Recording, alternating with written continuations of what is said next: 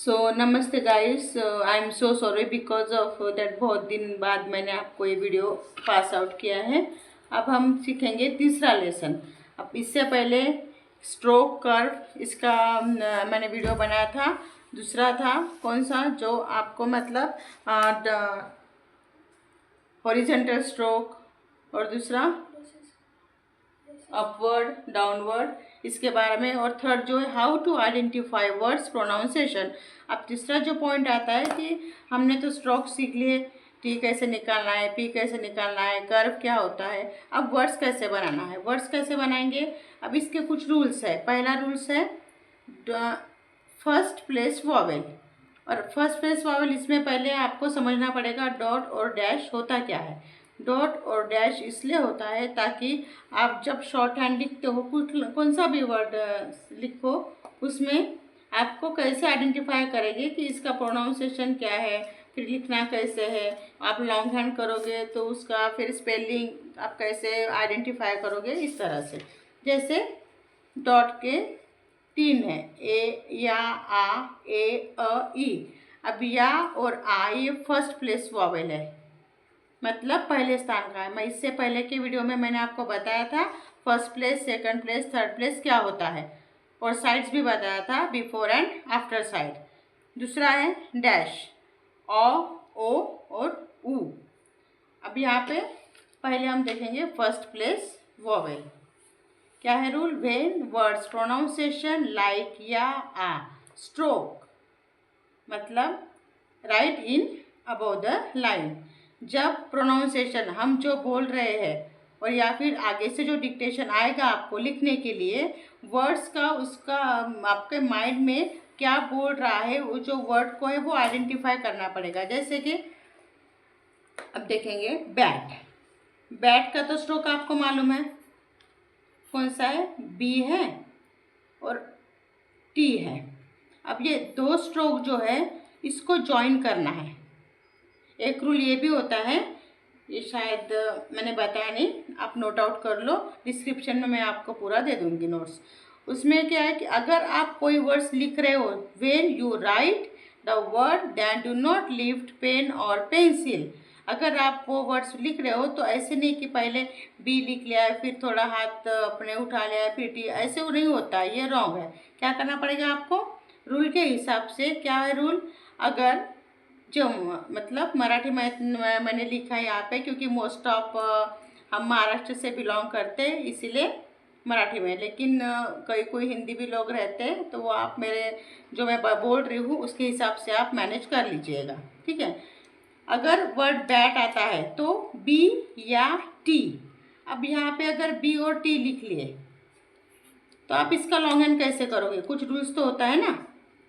तो रूल्स क्या बोल रहे हैं कि अगर बैट ऐसा प्रोनाउंसिएशन आता है या आता है तो जो स्ट्रोक है आपको अबोव द लाइन, लाइन मतलब ये आपके बुक की लाइन होगी जहाँ पे आप स्टेनो डिक्टेशन ले रहे हो वो।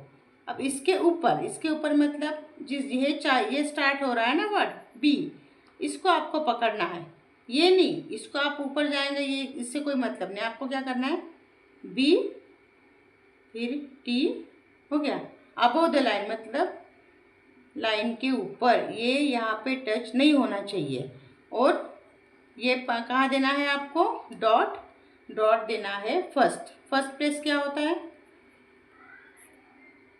ये आप पहले के वीडियो में देख लीजिएगा, फर्स्ट सेकंड थर्ड। दूसरे वर्ड्स की फर्स्ट प्लेस नहीं पकड़ना है, बी के बाद ये आया है वो आप नोट डाउन करो, बी के बाद है, ठीक है।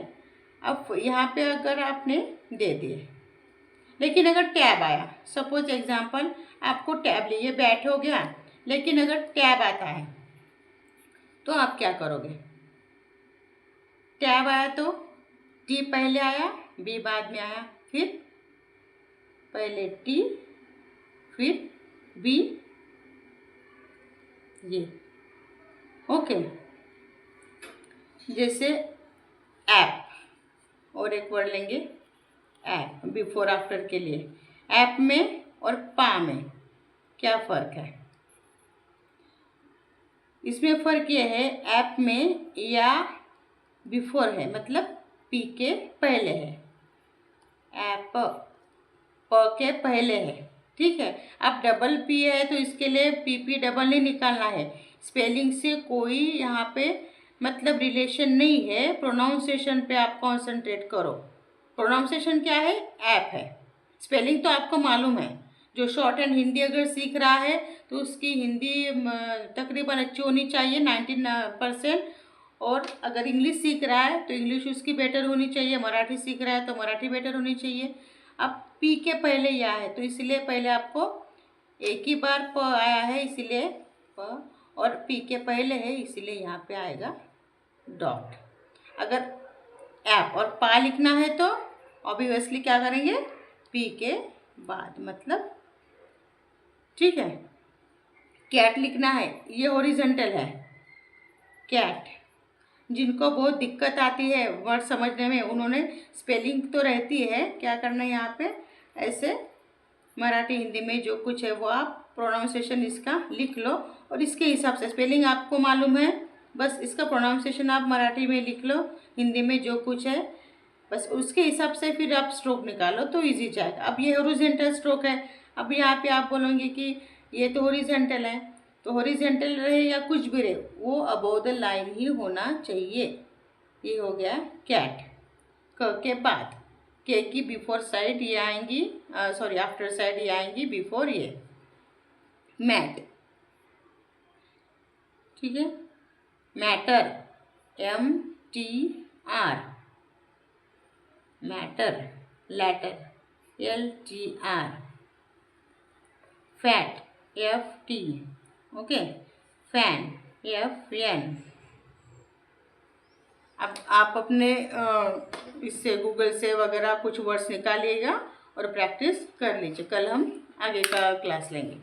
अब दूसरा है ओ मतलब डैश। अब ये डॉट की फर्स्ट प्लेस हो गई और ये डैश की, याज इट इज जैसे डॉट में रूल है सेम यहाँ पे भी वही है, कुछ अलग नहीं। तो इसमें खाली इतना है कि यहाँ पे प्रोनाउंसिएशन ओ आया है इसीलिए डैश देना है, यहाँ पे डॉट देना था।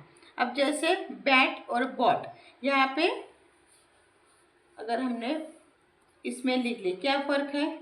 यहाँ पे ब या ट, यहाँ पे ब ओ आया है, बस ये ओ के लिए सेम वही है, अबोव द लाइन लिखना है BT, बस यहाँ पे डैश चाहिए। Cot, okay, mall, loss. इसके लिए आपको ये जो स्ट्रोक है ना ये पहले अपने दिमाग में फिट करने पड़ेंगे, क्योंकि जब तक आपके माइंड में ये फिट नहीं होंगे, आपको मॉल लिखना है तो आप क्या पेज पलट के यम कैसा है, यल कैसा है ये देखने जाओगे तो कभी भी आप स्टेनो नहीं सीख पाओगे। Stock, STK, stock, dot, DT। अब गलत हो गया, स्टेनो में एक रूल है, अगर वर्ड गलत हो गया तो इसको इरेजर से मिटाते नहीं है, उसको राउंड कर देते हैं, TT। Pot, PT, okay. इसके भी आप सेम प्रैक्टिस कर लीजिएगा, कल हम सेकंड प्लेस स्टार्ट करेंगे।